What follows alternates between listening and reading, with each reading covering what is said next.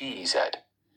Foreign Minister Simon Coveney, a member of Ireland's Fine Gael party, on Monday admitted the military manoeuvres were not welcome, while carefully steering clear of any language which could potentially inflame the situation. Mr. Bassett, Ireland's former ambassador to Canada, Jamaica and the Bahamas, suggested his remarks were a clear indication of the difficult position in which the Irish government found itself. He said, "The Russian exercises off the west coast of Ireland are a major embarrassment to the Irish government, as they draw attention to the EU's potential role in any future military confrontation with Russia. The Irish government has tried very hard to curtail any debate on a military involvement for EU states, as the Irish public has a strong attachment to the country's very long-standing policy of military neutrality." Sources close to the Irish government in the past had regularly rubbished the idea of an EU army, Mr. Bassett pointed out.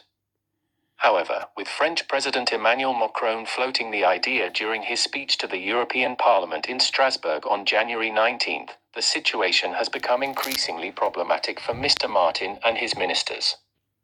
Mr. Bassett added, Minister Coveney's downbeat announcement after his meeting with the Russian ambassador reflects the desire not to highlight the military drift inside the EU. I am sure the Russians were well aware of the Irish government's dilemma when planning the exercise. Despite the Irish state's avowed neutrality stance, Shannon Airport in the west of the country is extensively used by the American military as a transit point for much of its overseas troop deployment. Mr. Bassett said, hence in a military confrontation between the US and Russia, Shannon Airport might be construed as a military target. Also, the exercise will draw attention to the Irish state's reliance on British support to patrol its western borders, where the RAF regularly scramble to see off any Russian Air Force incursions into Irish airspace.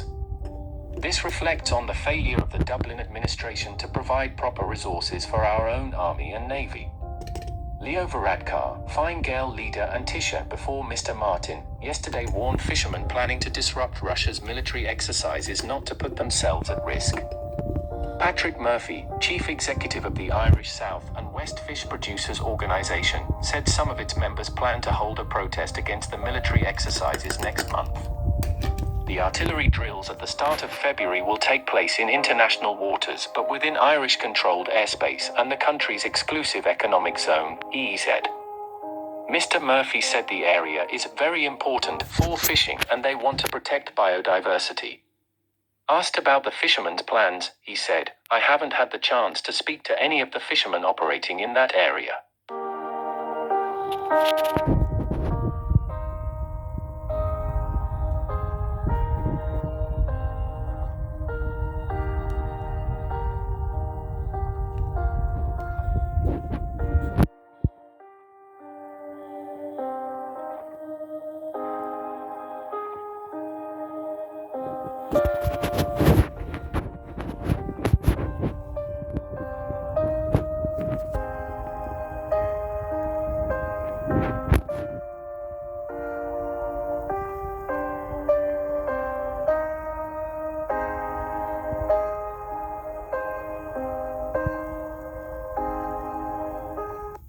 I suppose I would just say to them that these are military vessels.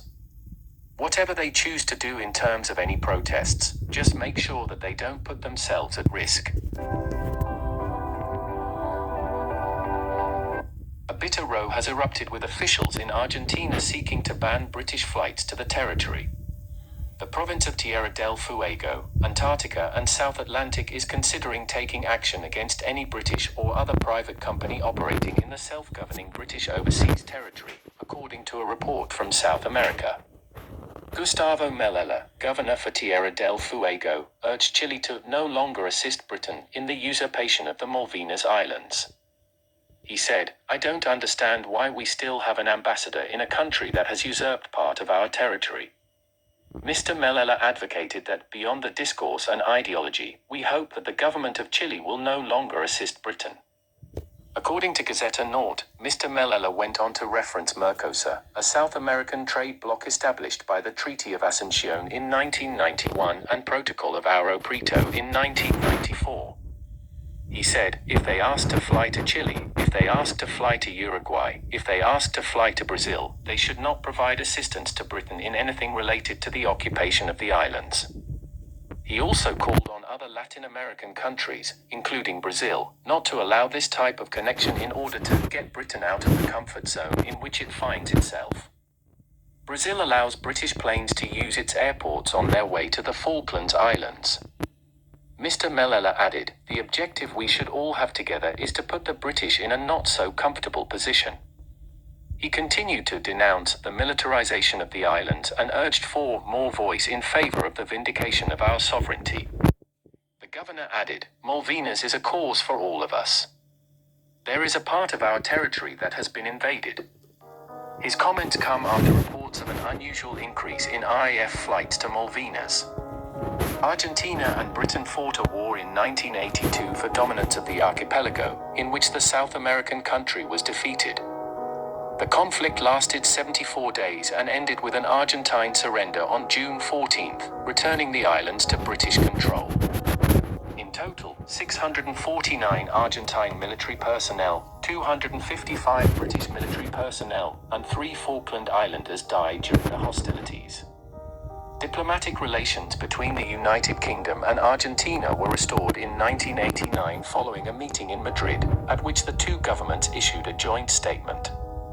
In 1994, Argentina adopted a new constitution, which declared the Falkland Islands by law an Argentine province.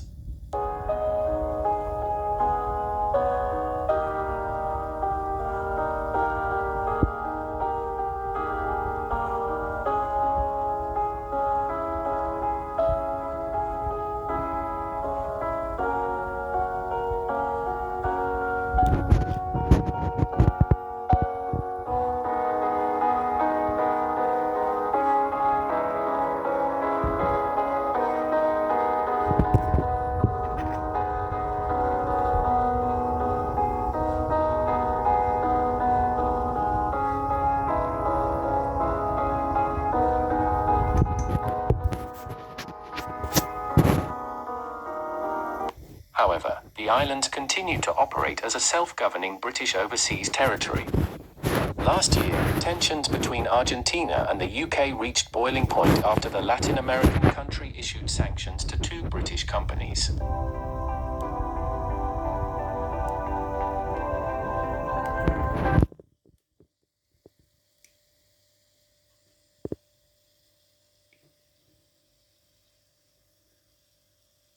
The European Union has sparked a furious reaction after the publication of a new report, with one Conservative peer raging its noose around Northern Ireland is tightening. An audit carried out by the European Commission claimed the system for checks on agri-food at Northern Ireland seaports is not fit for purpose. The draft analysis, which is based on examinations from June 2021, warned the processes did not comply with EU rules. It said inadequate resources was the root cause of the problem. This has led Conservative Party peer Lord Moylan to launch a blistering attack against the EU and the stranglehold it has over Northern Ireland. He tweeted, "The EU's noose around Northern Ireland is not tight enough," they complain. Their arrogant insensitivity to the welfare of the people of NI is brutal. British firms have been hailed for leading the way post-Brexit despite ongoing turbulence caused by the response to the pandemic. Early-stage startup valuations have been rising steadily since 2016 when Britons voted to leave the EU. This, according to City AM, reveals entrepreneurs are simply more ambitious, better prepared for success and empowered by technology. Alongside this, there has been a noticeable increase in revenue projections in UK startups. The business paper added that while the pandemic, and the response to it, did undoubtedly have an impact on revenue and confidence, this trend has corrected and founders are as bullish as ever. Businessman and former Brexit Party MEP Ben Habib celebrated the state of the UK's tech sector now, after Brexit, was the opposite of what many warned it would be. He told, investments in startups more than doubled in 2021 after the UK left the single market. Over £26 billion was invested, up from £11.5 billion the year before. If we could achieve all this with the headwinds of the pandemic and a highly regulated and taxed economy, think what we could do if our government adopted a genuinely business-friendly attitude, rather than its highly regulated and taxed approach. He added, "We should build on this success and cut taxes and regulations for innovative new and medium-sized businesses." This comes after French journalist and economist François Lenglet admitted Brexit has not been a catastrophe